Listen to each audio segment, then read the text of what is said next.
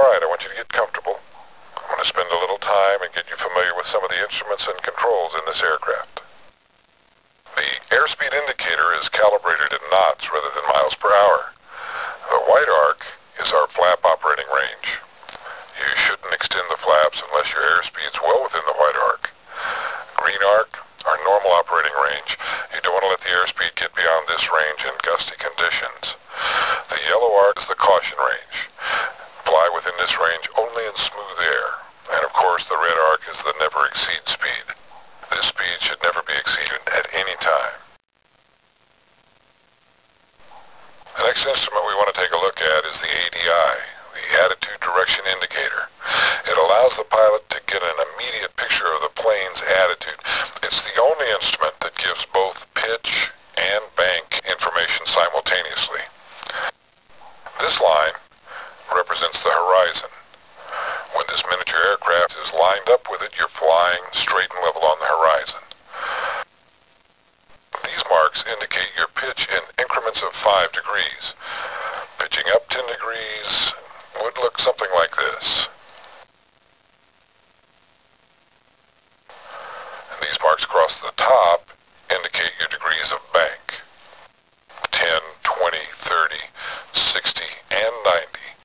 Let's look at what a 30-degree right bank would look like.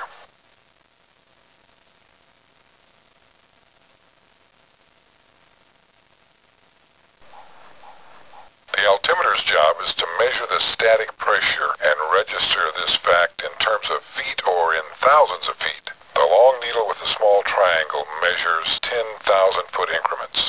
The short needle measures thousands of feet, and this needle measures hundreds of feet. 3,000 feet would look like this. 12,500 feet would look like this. Make the instrument be useful, we need to set the current local barometric pressure before we take off. We get that information from the tower. The turn coordinator has two main elements. A miniature airplane to indicate the rate of turn, and an inclinometer to indicate coordinated flight. I'll explain that to you. You can use the miniature airplane to establish and maintain a standard rate turn by aligning it with the turn index. This means that you're turning at a rate of 3 degrees per second. At that rate, you'll complete a 360-degree turn in 2 minutes.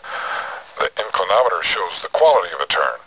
By that, we mean that you're maintaining coordinated flight by keeping the ball centered. If the ball's not centered, you apply rudder to the side where the ball's deflected to prevent skidding or sliding in a turn. The heading indicator is a gyro-driven instrument rather than a magnetic instrument. It displays headings based on a 360-degree azimuth with the final zero omitted. In other words, 3 is 30 degrees, 22 is 220 degrees.